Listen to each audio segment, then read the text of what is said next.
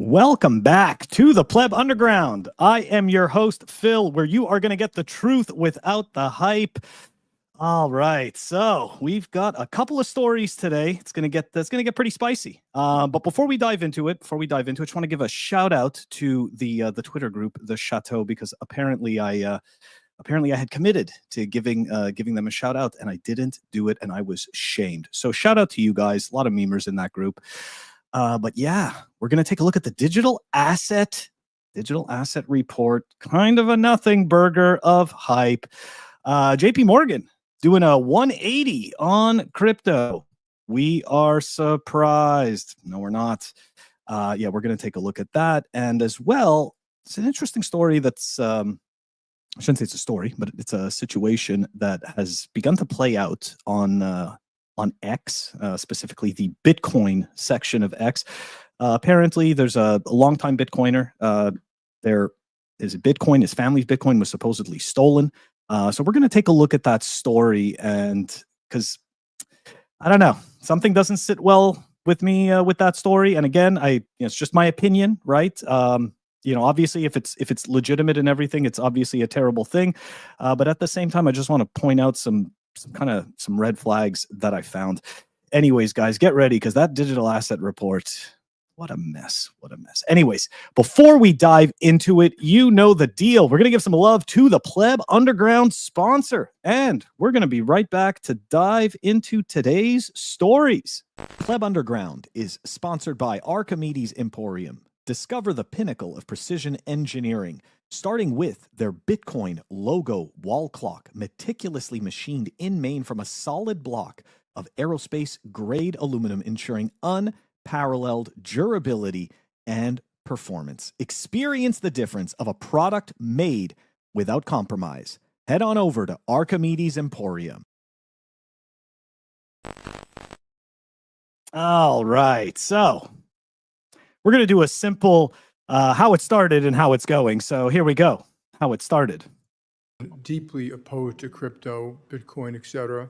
You pointed out the only true use case for it is criminals, drug traffickers, anti-money laundering, tax avoidance, and that is a use case because it is somewhat anonymous, not fully, and because you can move money instantaneously, and because it doesn't go through, as you mentioned, all these systems have built up over many years, know your customer, sanctions, OFAC, they can get bypass all of that. If I was the government, I'd close it down. Yeah, of course he would. Of course, if he was the government, he would close it down because, let's face it, right? This type of asset poses a little bit of a threat to the banks, right? They're obviously going to pretend that they're not sweating, but let's be honest, at least every single financial product that I have seen since I was a kid growing up, it's all run by the institutions. It's all run by the banks. So of course, right, they are the top of that funnel. And in this case, not so much, but it's okay, right? There's a silver lining for the banks because we've all been waiting for this digital asset report. Anyways, this is a great post here from Mark Goodwin. If you are not following Mark Goodwin on Twitter, you should. He is one of the few sources of objective information, and I believe accurate criticism. Anyways, so starting in 2026, Chase customers will be able to redeem credit card reward points for USDC. I know it doesn't sound like much, guys. It sounds like a nothing burger. The US dollar pegged stablecoin, and directly link their bank accounts to Coinbase to fund those crypto purchases. So that's right. So even though Jamie Dimon was not happy about crypto and Bitcoin, look at that. The tables have turned, and now Chase is a supporter. I mean, in all fairness, they've secretly been supporters anyways. For the people that don't know, JP Morgan owns a pretty large stake of Consensus, which is essentially Ethereum's layer 2. So just something to keep in the back of your mind, right? Like they've always been there. They don't like Bitcoin because it's not theirs, but they love the walled gardens, and they love shitcoins. So moving on, the digital asset report. That's right.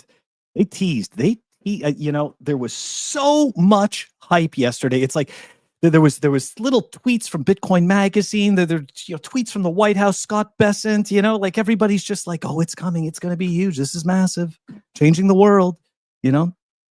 Getting to see all kinds of like really happy hopium type of stuff, right? The crypto capital of the world, right? We got Bo Hines.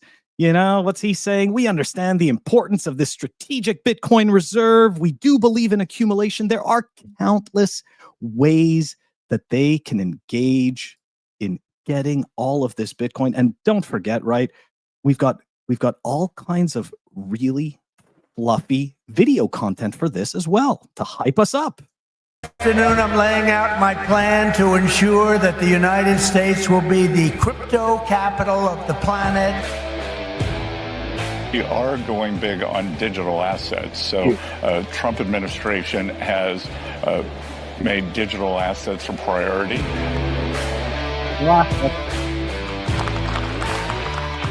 With the passage of the Genius legislation last week, I think that we could see several $1 trillion of demand.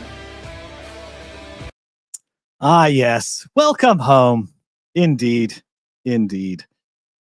All right, so we had all of this wonderful fanfare, and what did we get? Right? What did we actually get after all of this? Right? We've got plenty of the feel-good platitudes, right? Which you just saw. We got a whole bunch of green lighting for stable coins, right? Let's take a look at that. So Treasury and banking agencies implement the Genius Act as promptly as possible, right? We've got the Genius Act laying the groundwork for the new financial rails that could significantly, and this is the key, guys, significantly increase the scope and influence of the US dollar system. That's the whole point of all of this, right? Like if anybody thinks for a second that the government as an entity cares about having Bitcoin or any of that, none of that shit is real, okay? None of that is real. What matters to them, what matters to the government is maintaining control and ensuring that they can monitor the population and distill that control. That's everything else is just a bunch of smoke and mirrors, so to speak. What else did we get? Right? What else did we get besides the Genius Act? Well, we also got let's see, a mandate for the banks. Right? Mandate for the banks. Guess what, banks? Now you've got to accept crypto assets. I got to be honest, mandates are kind of an interesting thing. I worked in a telemarketing room when I was a teenager. And yes, I know that is not noble at all. That was before I grew a conscience and morals. Yeah, because I was working in a shady place. And we often used to have to tell customers that we had mandates. Why? Because the average person, when they hear that word, it conveys a sense of urgency. But it actually doesn't mean anything. There's no legal requirements behind mandates or anything like that. It's just nonsense. Okay, so we got the mandates for the bank, right? What else did we get? Oh, look, right? Banning CBDCs. Now, in all fairness, do we really think that the stable coins are not CBDCs? I mean, is that really what's happening here? We're going to do this cosplay thing and we're just going to pretend that no, these aren't CBDCs. Like, yeah, they are. They're corporate issued CBDCs. They're just not called that, right? It's just another name. It's the same way that the government gives these ridiculous names to these acts, right? Like the Genius Act, which is the opposite of genius, right? The Patriot Act, which is the opposite of being a patriot. Anyways, yeah, we're definitely going to dive into that Patriot Act stuff because Psychotrain, fellow Bitcoiner, he put out a very interesting post last night, and it got a lot of attention from different Bitcoiners. So shout out Psychotrain. I'm sorry, a sixth special measure. We're expanding the Patriot Act. What? Yeah, 166 pages in that report, guys. Nobody read that thing, okay? Like, I don't mean nobody isn't nobody, but I mean very few people actually read through that whole entire thing. I didn't read through that whole entire thing, that's for sure. Anyways, let's take a look at this because it is definitely a little bit weird, right? Section 311 of the USA Patriot Act, right, authorizes the Secretary of the Treasury to identify a foreign jurisdiction, foreign financial institutions, class of transactions, or type of account as being primary money laundering concern, and to require domestic financial institutions and domestic financial agencies to take one or more of 5 special measures. And there was actually, believe it or not, there was talk of a 6th special measure, which nobody knows about. It's kind of weird, right? It's left open-ended. Why? Right? Why is it being left open-ended? That's kind of the scary thing, isn't it? So look, I think in the end, right, what we can say, SBR disappointment. That's what we got, right? Because I think that was the last piece of this, is the SBR. And what did we get? We got absolutely nothing. Sees Bitcoin will remain the U.S. Treasury's balance sheet. That's it. The report lacks specifics on the structure or expansion of the reserve, and it does. We managed to, we heard all of these really nice words, from people like Bo Hines, right? Update on a potential Bitcoin strategic reserve. Well, look, we have it. It's been established through executive order in the SBR. We also have the strategic national stockpile. The digital assets national stockpile. I think that one, we wanted to recognize Bitcoin for being unique, and we talk about what that looks like and kind of the threshold that Bitcoin has created. It's in a class of its own, and everyone recognizes that. But we also we don't want to do anything about it. We just want to do some cosplaying, right? Because it's a confidence game. I know that a lot of people don't want to accept that or believe it, but it is. All right. When people speak confidently and they act as though they are certain of themselves, other people tend to gravitate towards that, even if it's fake. Okay. So they're going to say all the nice words. Yeah. The Bitcoin, the strategic Bitcoin reserve, we're going to continue to look into it. But guys, absolutely nothing new has come of this. 166 pages. There's over 129 mentions of the word Bitcoin in that document.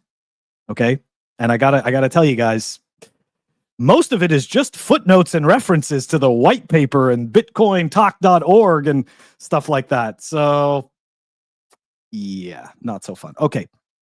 Anyways, we are going to move on here to the last story, which is, let me pull this up here, guys. This is the unfortunate story of I think it's Jimmy and Lily. Their Bitcoin was stolen. And hold on here. Let me just grab the other one. Okay. So, you guys may have heard this story if you're on Twitter.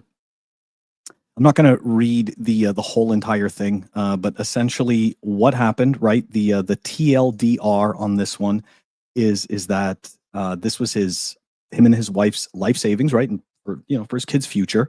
And essentially what happened was that he installed Sparrow Wallet, the Sparrow Wallet app from the iOS store. Okay. And he put his seed phrase in the app, and the rest is history. So, and then of course the actual tweet thread is to garner some support, get people to send the money, right? Send some Bitcoin. There's a GoFundMe set up. There's also the Bitcoin address in case you want to donate Bitcoin. Now, I have to say, a couple of red flags for me, couple of red flags, and I'll tell you why. So he's been in Bitcoin since 2017. So have I. I started using, and I know not everybody's the same, right? I'm not trying to paint this with a broad brush. Just trying to be objective about this. And I have been scammed in the past. I have been the victim of a scam and stuff. I don't think I'm smarter or anything like that. I'm just explaining what I believe, I see. Anyways, so been in Bitcoin since 2017, right? And over the years, right, he accumulated Bitcoin. In 2022, He was the victim of the Celsius network, right? Victim by means of he sent his Bitcoin to Celsius, to their platform, and was getting yield on that Bitcoin. Okay. And that was, what was it? A month after, what is it? His first son was born, right? So he was victim of a hack back then. First son was born. And now we fast forward to today, and apparently history is repeating itself. A week after his second son, Isaiah, is born, the whole stack, the whole 7.4 BTC, completely gone. Because he wanted to use the watch-only wallet from Sparrow. Now, this is where the red flags kind of come in for me. So if I had that amount of Bitcoin and I was going to install, and I was going to decide to use a watch-only wallet, I would go and do some research. Like I would go and actually look up, like, what is required for a watch-only wallet? And this is part of the red flags for me. You don't restore your seed for a watch-only wallet. You just provide your XPub. That's it, right? That's the other thing, right? For a watch-only wallet, why would you provide somebody the means to spend your Bitcoin? So for me, that's kind of the first red flag. The second thing, which again could totally be chalked up to just horrendous luck, right? And just terrible experiences. This happened to him with Celsius, right after the first kid was born. And again, I don't know if he did a fundraiser or anything like that back then. I'm not assuming that or insinuating that. And now this has happened right here, right after the birth of their second son, and we're right, in the middle of a bull run. I don't know. I'm really not sure about this whole thing. Now, something else, right? We're going to go take a look at the app as well, okay? I just want to show some other stuff that explains why I think it's a red flag. So here's an interesting post here from Q&A at BTC Q&A. Cold storage for your life savings. Never enter the seed words to such wallets into online connected devices. 0 exceptions. Don't get complacent. I mean, look, he's absolutely right. But again, the point is that if you've been in Bitcoin since 2017 and you don't know that a watch-only wallet, you don't need to put your seed phrase for that. I know, guys. I'm sorry. I'm having a hard time. And you say that I'm a jerk and all that stuff, but I just can't help it. Exactly. General Patton just said it here. It's not even a Sparrow app. It's desktop only, and that's exactly right. Like anybody you've been here since 2017, you don't know that Sparrow is desktop only. I mean, at the very least, could have asked somebody, right? Just about the app. Like nobody has to know that you're transferring that much Bitcoin. Okay, next. Let's go take a look at the apps themselves, right? I'm going to do a little share screen here. Let's do the window. Here we go. Where is it? Okay. All right, so look. So this, whoops, my mouse wasn't there. Okay, so here is the app, right? On the App Store. Unique digital solution. Okay, Sparrow multisig. It's not even called that. Like, it's not even called that. Okay. And this is kind of funny. Welcome to Sparrow multisig, a refined CRM built for teams who value simplicity. It just sounds so weird. If I scroll all the way down though, guys, so look, the copyright is Sparrow Web Inc. 2025. Let's go to their website. So first of all, Sparrow Wallet, financial self-sovereignty. Nothing about this multi-sig unique digital solution. So already that doesn't match. Number 2, it has 1 star with 3 ratings. Look, I'm not telling you that is definitely something you need to look at, but one of my red flags when I'm looking at apps, if it's got no downloads, it's got no users, it's got very few ratings, I don't care how good it is. I'm not installing that crap. Yeah, you call me stupid, I don't care, but the reality is that I'd rather live to fight another day, right? That's the point. The point is to survive, to stick around, to fight another day. Now, we scroll to the bottom of the actual Sparrow Wallet website, and we look at the bottom. Well, that copyright doesn't look anything like the other one. All right?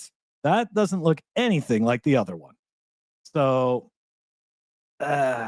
just those two things alone, right? Like it's just so strange to me.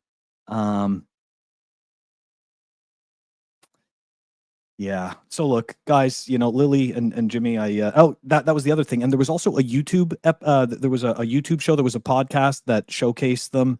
I haven't watched the full episode yet. But look, this is not unusual. This is not uncommon. I do know other people who have also been ripped off, and they didn't they didn't come pandering to the community for donations. And I'm not trying to shame these people for doing this. I'm just explaining why I think that this might not be real. That's all. So yeah, guys, look, you got to watch out there. Another point is that somebody made this point, and I think it is fair. If you've got that much Bitcoin, maybe you should split it up amongst multiple wallets, right? Maybe you should do that. Another thing could have been, right? Like maybe he could have set up another wallet. The comments on this one are funny. Another thing is he could have set up a completely empty wallet with Sparrow, right? Like he didn't have to restore his seed phrase right away, right? And he could have done a test transaction. Now, granted, the attacker maybe would have looked at that test transaction and been like, okay, we're going to wait. So it's not 100% of a deterrent. However, maybe it would have helped. Either way. Yeah, I think the jury's out on this one. I saw a lot of comments from different Bitcoiners. Not everybody, a lot of us are skeptical. And the reason why we're skeptical is because we've been on Bitcoin Twitter for years, right? Like there's a lot of us that have been here talking about Bitcoin, learning about Bitcoin, all this good stuff for like 8-10 years. And we've seen this play out cycle after cycle, right? That people come in, and that's also part of it, right? The sob story, like it's tough, right? As people, because this is what happens, right? We imagine our own situation. Like obviously, like I wouldn't want that to happen to me. So I look at this situation, I feel empathy for this situation, right? Because I don't want to get ripped off. So I understand that I don't want this person to get ripped off. And then they tell you about their kids and it's their future and it's the violin. You know what I mean? It's the violin. And you're like, maybe I can help. So look, guys, everybody does their own research. You look into it. If it pulls at your heartstrings and everything like that, by all means, if you want to help them, go right ahead. I'm just telling you, like, these are some of the red flags that I see that just, yeah, they could be chalked up to negligence. They could be chalked up to coincidences and timing. I just don't know. Anyways, guys, that does it for today. Don't forget to check us out on our audio-only platforms. I upload all these episodes by the next day, and we are on Apple Podcasts and on Spotify. And of course, if you decide to stream us sats, check us out on fountain.fm. Hold on a second. Before we jet, we do have a question here from Moonshine Fuel. What did he enter the phrase into an app outside of his device? No, he installed this Sparrow Wallet multi-sig app, okay, on his phone or his tablet, and then he entered his seed phrase in that app. That's what he did. Anyways, guys, stay safe out there. The bull run brings a lot more of this stuff, right? This stuff happens all the time, but there's always an influx of it during the bull run because there is a whole lot more attention. Have a good one, guys. I'll catch you tomorrow. Peace.